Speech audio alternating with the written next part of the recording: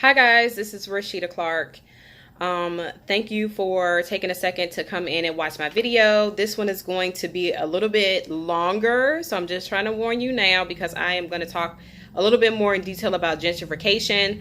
If you caught the video last weekend, I did just kind of like a little short talk about gentrification, and I wanted to come in and do a longer one now. So you're going to have to give me a minute because there's a lot of content that has to be discussed and talked about. So again, for those who don't know me, I'm Rashida Clark, realtor with Berkshire Hathaway. Hopefully you're already following me on SettleIn757 on IG, but you also can go to my website, which is SettleIn757.com. I'm talking a little bit fast. I'm going to try to not make this so long. But anyway, gentrification. A lot of people hear that term and they may not know what it really means, but also the term has like a really bad connotation to it. Like it's just a negative term for most people. But I'm actually going to pop in a graph of a neighborhood life cycle so that you guys can kind of see what I'm talking about as I discuss it. So when we talk about neighborhoods, and this pertains to any neighborhood, anywhere. Neighborhoods have a natural life cycle, okay? When a neighborhood is being built, it's kind of on, if you think of a bell curve, it's kind of on an uphill. It's being built, families are moving in, you know, everything's all good. The neighborhood is vibrant. People are loving it. They're taking care of their houses, taking care of their properties. There's families, there's children. The neighborhood is very vibrant, right? Then most neighborhoods kind of stabilize. But then at some point, every neighborhood has a decline. And then there is a revitalization, air quote, / gentrification period. That's pretty normal. So some of y'all are probably wondering, like, why I even know all of this, right? Like, why is it important? Why do I know any of this? So if you are just starting to follow me, or maybe you didn't know me in my past life. So I used to work in local government and community organizing. And in my office, we did revitalization. My office also was, and shout out to some of my old office mates who may be watching this, we also are the ones who took in some of the HUD money, CDBG, which you may have heard of, CDBG grant funds. We did matching grants for homeowners, just a lot of different things in that office to help revitalize the neighborhood. So, you know, it's kind of my job back then to know the neighborhood life cycle and where different neighborhoods were in this process. So every neighborhood goes through this process. It's normal. Okay. So a vibrant neighborhood, one of the ways you can tell a vibrant neighborhood is that you have people out walking, just taking a nice walk, walking their dogs. Kids are outside playing. The houses are well kept. People care about curb appeal. Those are kind of just some little things on the outside that you can tell, help to tell that the neighborhood is vibrant. Okay. Then neighborhoods kind of stabilize. The neighborhood goes through the decline, and usually the decline has to do with the age of the houses, the aging of the homeowners, which is happening in my neighborhood right now. A lot of the homeowners, a lot of them bought when the neighborhood was new, and I live in a mostly African-American neighborhood. They bought when the neighborhood was new. They stayed here forever. A lot of them have passed away and have left their homes or tried to leave their homes to their children or grandchildren. A lot of things can happen when that happens. I mean, sometimes children don't want the house. Okay, nobody's willing to take care of the house.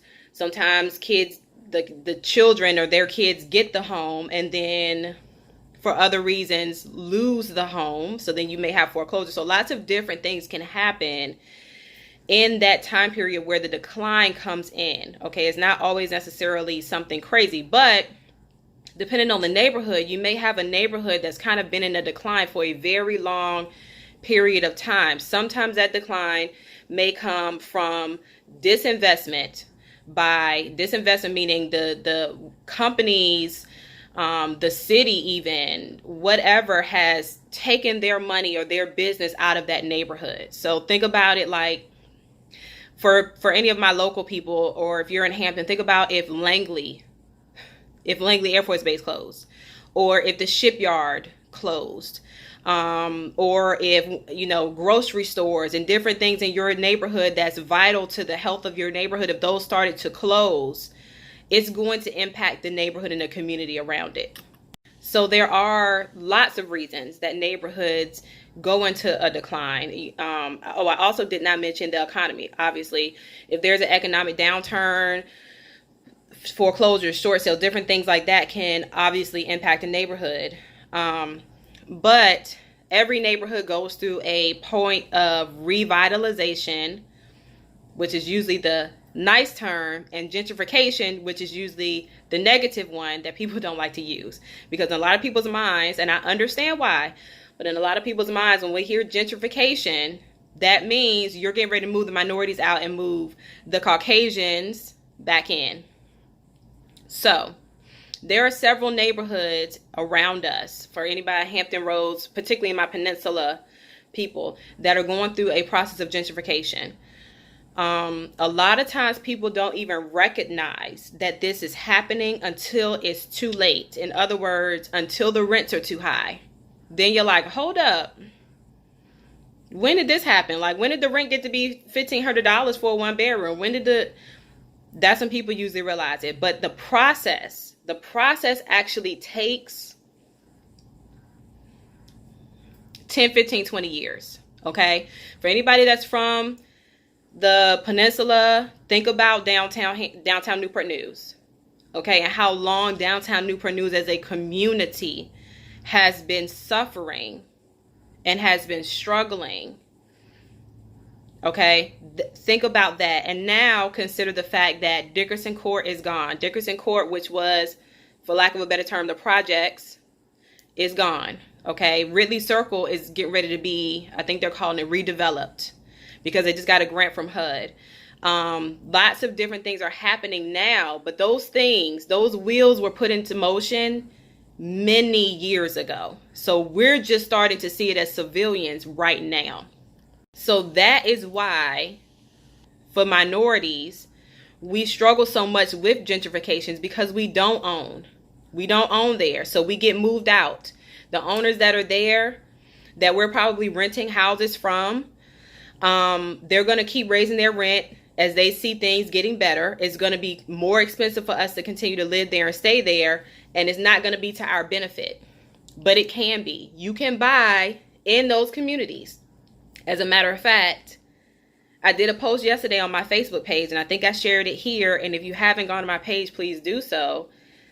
The city of Newport News still has grant money for first-time home buyers. There is a income requirement, which there is for every grant, but they have grant money. So that means people aren't even utilizing the money. That grant money comes from HUD.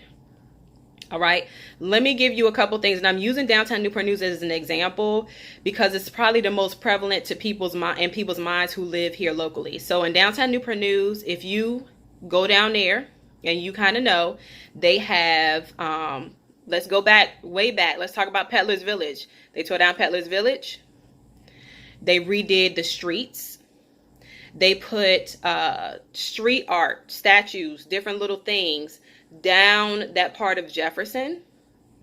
They have new street lights. They have crosswalks. Okay, this is all real subtle stuff.